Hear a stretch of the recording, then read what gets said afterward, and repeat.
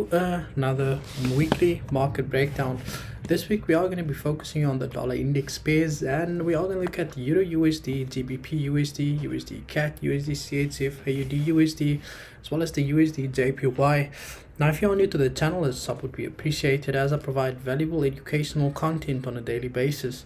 And if you enjoy the video, please smash the like button for the YouTube algorithm. And as always, just let me know down in the comments below exactly what it is that you would like for me to cover in my next video.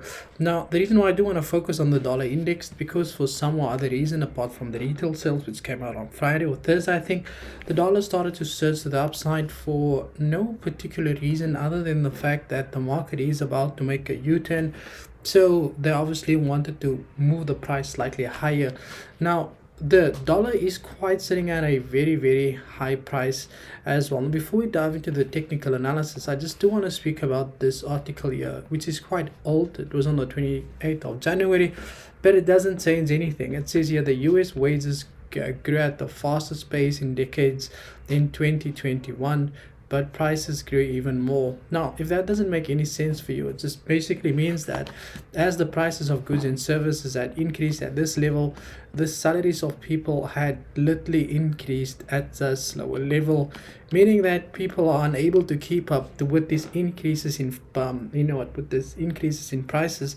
And at the end of the day, that's going to lead to one thing, and that is a recession. And if the dollar keeps increasing at the rate that it does now, that just means that things are going to get even worse for consumers at the stores as well. Now, there's one thing that you do need to keep in mind. Despite the severe talent shortages and ongoing impact of the Great Resignation, corporate salary increase, budget trail, inflation of 2022, surprising a lot of investors as well as leaders. So just to give you an example very quickly, okay, so in the US, the BLS, they recently reported a 7.9 increase in the CPI, which we saw obviously before seasonal adjustments over the last 12 months. The BLS also reported the US national unemployment rate dropped in March to 3.6% as well, which is good. So new jobs are being created, but the inflation is still sitting very high, so more people are getting jobs, which is good. But the question is, the salaries are being adjusted at a half of what inflation is growing there as well. So, and that is basically the 3.6 is just what we had near pre-pandemic levels in terms of what it was back then.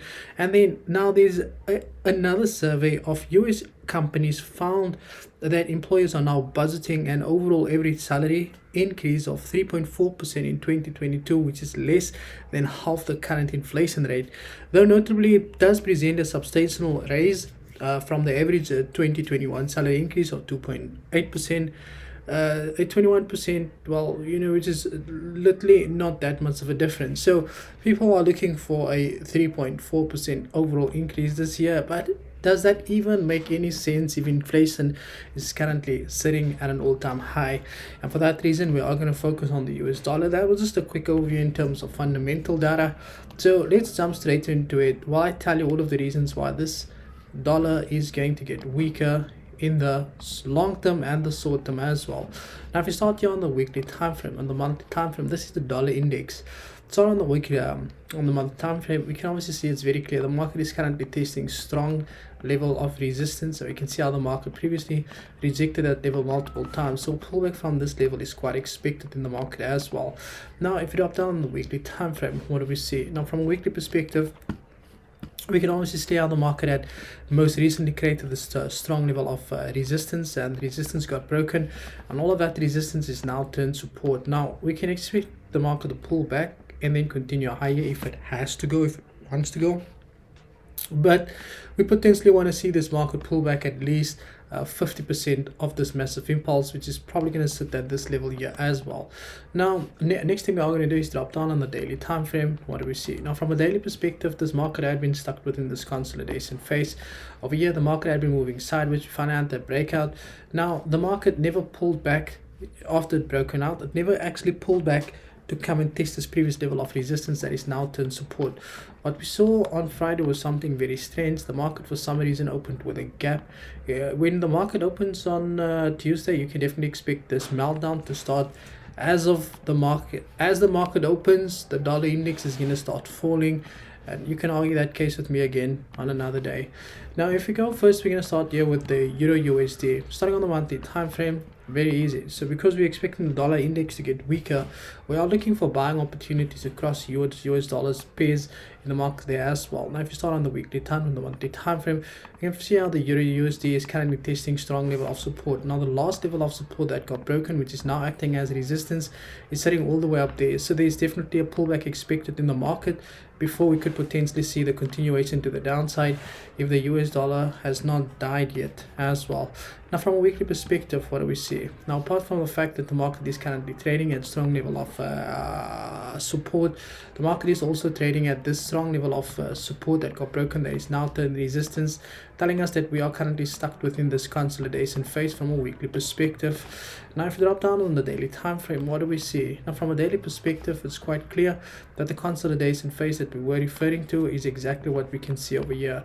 Now, we can see how the market had been moving sideways for the last couple of 1, 2, 3, 4, 5 days, which is basically the weekly candle that we saw over there.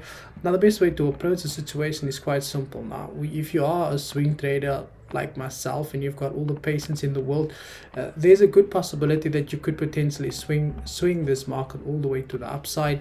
Alternatively, if you do not have the patience, what I suggest you do is you start looking for these targets. You can definitely swing this market. That's even a long as swing, but you can just wait for the break and then the pullback, and then you can start looking for that continuation to the upside for the market to go and test that previous level of resistance that is now the level of support that is now turned resistance as identified from a monthly perspective.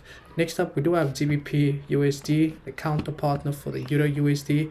We start on the weekly time from the monthly time frame. What do we see? Now, from a monthly perspective, we can see how the market printed this massive impulse. So after an impulse, you expect a correction, and the best way to measure that correction is by taking your Fibonacci from the high to the low of the impulse, and you can see how the 0.382 is lining up perfectly with this previous level of support that is now turned resistance, giving us an indication that we can definitely expect this market to pull back higher before any continuation is expected in the market. Now, if you drop down on the weekly time frame, what do we see? Now, here from a weekly perspective, we can see how the market had last week broken, how we had the strong level of support that got broken, that became resistance. We broke above that resistance. I can see how the weekly candle had closed above that level. We also have this candle with the long wick, where you normally expect the next candle to fill in the wick, because this candle shows that there's normally a retracement on lower time frames.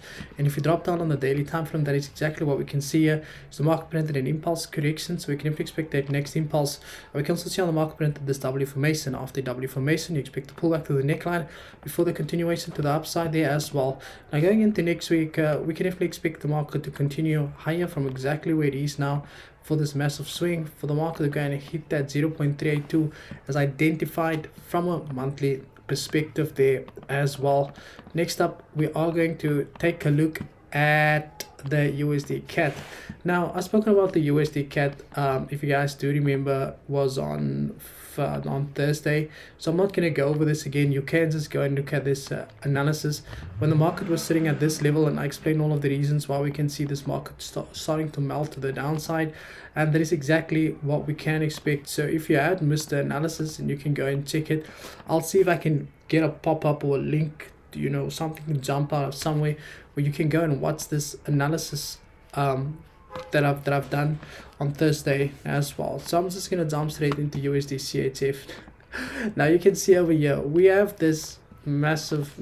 So like just by looking at this price action, I can tell you what's gonna happen here as well. So we're just gonna drop straight down on the. So we have this here on the monthly time frame, right? We can see how the market is testing a strong level of resistance. So I'm just gonna do this full breakdown for you guys because I don't want to jump the gun. But here on the monthly time frame, we can see the market is currently testing a strong level of resistance.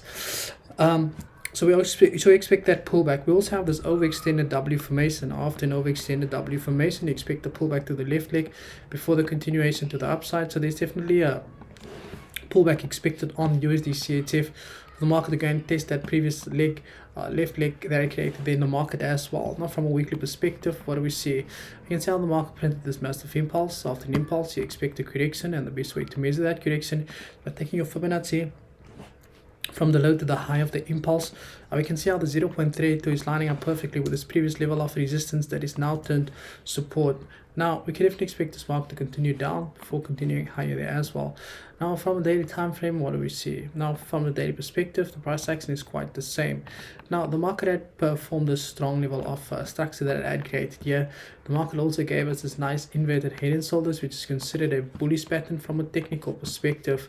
Going into next week, we can definitely expect this market to pull back from exactly where it is now, and then from there we could start looking for potential buying opportunities depending on how the dollar index behaves and if anything changes for them in that long term or that short term there as well also. Next up we do have AUD USD. Now AUD USD from a monthly perspective, we can see over here how the market had printed this W formation. Now after a W formation, you expect a pullback to the neckline before the continuation to the upside. We also had this massive impulse, and after the impulse you expect a correction, and the best way to measure that correction is by taking your Fibonacci from the low to the high of the impulse, and you can see how the market is sitting at the 0.382. If you look left here over here, you can see how the market had printed a strong level of resistance, broken above that, came to test it as support, support did not hold, tested it as resistance, broke above resistance, pulled back through support, then broke above that resistance. All of that resistance once again turned support.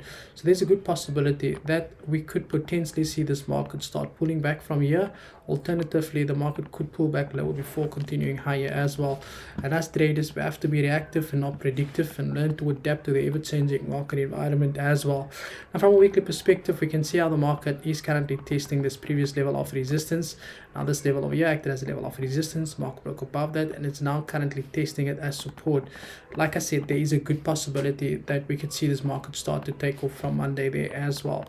Now from a daily perspective, what do we see? Now here on the daily time frame, the market is currently testing multiple structures. Now we did not have a clear break and close below this level yet on Friday.